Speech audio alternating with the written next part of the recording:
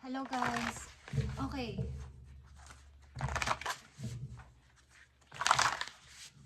Message ito sa'yo para sa mga Aries guys. Ngayong natitirang araw ng September. Natitirang araw ng September para sa inyo to. At titiran natin ang inyong message sa natitirang araw ng September para sa mga Aries. Bigay mo ang tamang message sa kanila sa natitirang araw ng September.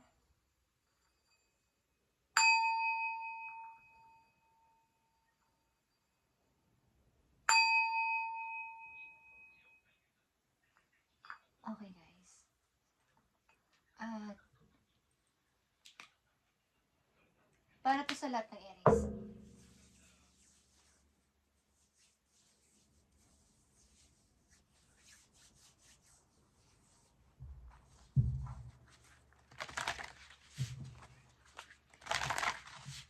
Okay, Aries, this is for you.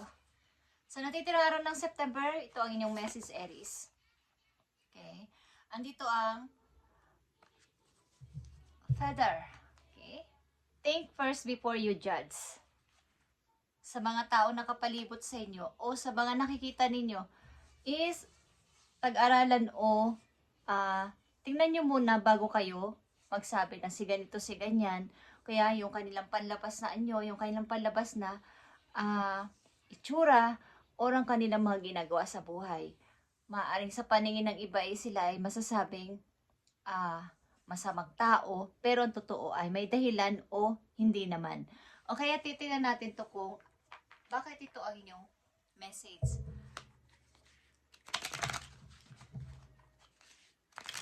Maaaring may mga kilala kayong person sa inyong paligid na hinuhusgahan ng ibang tao at kayo yung tagapagtanggol.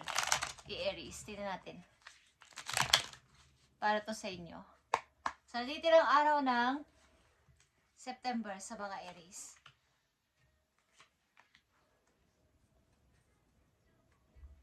Okay. Sa mga Aries, Ace of Cups is here.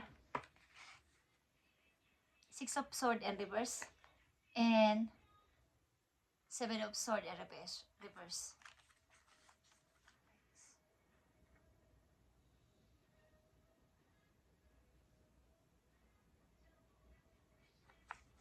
Maaaring dito guys ay merong nag-aalok sa inyo ng tulong. May nag-aalok sa inyo ng bagong opportunity. Ito man ay bagong tao sa buhay ninyo, but ito ay full of emotion, tao sa puso, parang bagong-bago. Kaya lang dito yung pagtanggi, okay? Pagtanggi sa offer ng person na to. Hindi, parang napagkasunduan nyo o napagkasunduan ng dalawang person dito na sasama ka sa akin o aalis tayo dito, sasama ka na sa akin. But meron dito ang pag-aalilangan sa offer ng isang tao. Maring water sign, Scorpio, Pisces, or Aquarius. Okay, Aquarius. Merong pag-alinlangan at hindi pagsama, Aries. Parang pag-iisip-isip na talaga bang gagawin ko to? Talaga bang sasama ko? Tingnan natin itong Ace of Cups. Ace of Cups is bagong energy.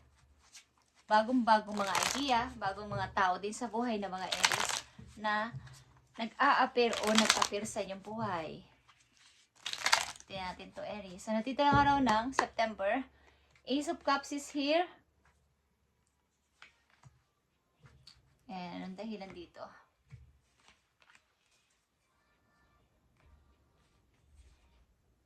Yeah. Speaking of Ace of Cups is King of Cups. Scorpio energy and justice.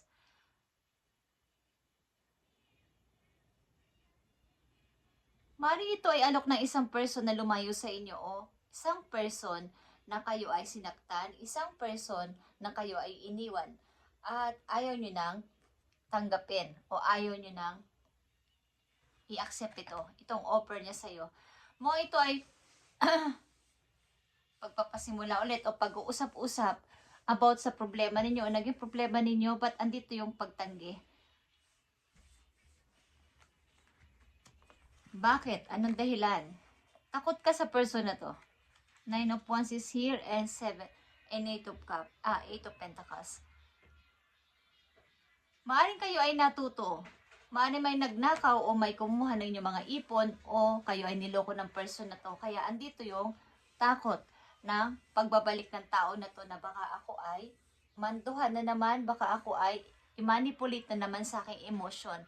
May ganito kayong takot, Aries, sa taong ito naman nagbabalik sa inyong buhay o nagpapakita ulit ng kagandahang loob. Sapagkat sa halip na ako'y nakakaipon-ipon na ulit, nakakabangon-bangon na ako ulit, is eto na, bumabalik na naman ang person na to sa buhay ko. Tanong message sa inyo dito, guys. Mukhang kayo ay nagtatago na ng kung may iniipon kayo, may iipunin ay tinatago nyo ng sobra at ayaw nyo na itong ipaalam sa kahit kanino. Maaring may mga nanloko sa inyo sa money dati at minamanipula kayo sa inyong emosyon. Tingnan natin ang payo dito sa mga Aries. Sa natitirang araw ng September, andito ang pusa or cat, independence. Okay. Katulad na isang pusa, kayo ay may tiwala na sa inyong sarili. Kaya nyo na mag-isa, kaya nyo mamuhay mag-isa. Kahit na walang tulong ng ibang tao, o may tumulong man, is meron kayong iba't ibang option na tinitingnan para sa inyong problema. Hindi kayo basta-basta na humihingi na ng tulong. Kaya nagtatabi kayo ng para sa inyo. You are being encouraged to develop balance between independence and time of togetherness. Nandito na yung pagiging isang, parang, hindi naman masasabing selfish. Yung pagtingin na ako lang, okay? Wala na akong iba pang hinahangad. Sarili ko ang papaniwalaan ko. This also indicates that you would greatly benefit from profound journey of self-discovery. Learn to enjoy the spend with yourself. Okay. Nandito na yung time na kayo ay nag-i-spend na ng time sa inyong sarili at nagbibigay na ng magagandang dati, inuubos nyo yung oras nyo sa iba o mas binibigyan nyo ng napakaraming percentage o oras ng ibang tao o ang tao na to sa buhay ninyo. But this time, parang katulad nga ng isang pusa, is meron na kayong tiwala sa sarili at kaya nyo nang mag-decide, kaya nyo nang mamuhay mag-isa kahit wala siya. Dahil andyan naman pero meron mga pagluloko o panluloko. Okay, guys? Okay, sa inyo hinaharap o sa mga susunod na araw, buwan, ito ang inyong message, guys. Aries.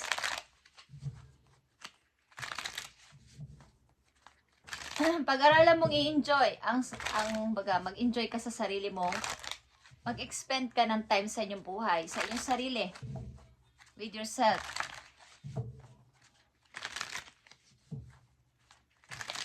Tingnan natin ang paparating na message para sa inyo, guys. I need 3 messages dito for Aries. Sa mga darating na araw. O ngayon na. Okay, masaya ka, Aries. Nakita nyo ang dasan. Masaya ka bilang ikaw ay mag-isa, katulad ng araw. Kahit ang araw ay nag-iisa doon sa kalawakan, siya ay masaya na nakatingin sa lahat at nagbibigay ng sinag sa lahat, sa baba, o sa mga tao. Kahit mag-isa siya doon, is nanatili siyang sumisikat o sikat. Nagsisikat ng araw, okay? Sumisikat ang araw doon. Kapag nasa time na siya ay sisikat, okay? At binibigyan niya ng liwanag ang mga tao sa mundo. Katulad mo, Aries, ikaw ay masaya. This time, nandito ang 3 of Wands. Okay. May paghihintay man at parang mga pagkalito is patuloy ka, naghahangad ng mga iba't ibang option sa inyong kasalukuyan, alternative paths ba? Okay? Na pwede mong puntahan. Nandito yung pagpapalakas din sa sarili at pagbibigay ulit o pagbabalik ulit ng confidence sa inyong sarili, sa kasalukuyan. At 4 of Swords is here. Still healing ka, nanatili ka, nagpapahinga o nagbibigay na talaga ng oras o dapat ka na magbigay ng oras sa iyong sarili, magpagaling at hilumin ang sakit na naranasan mula sa tao na to.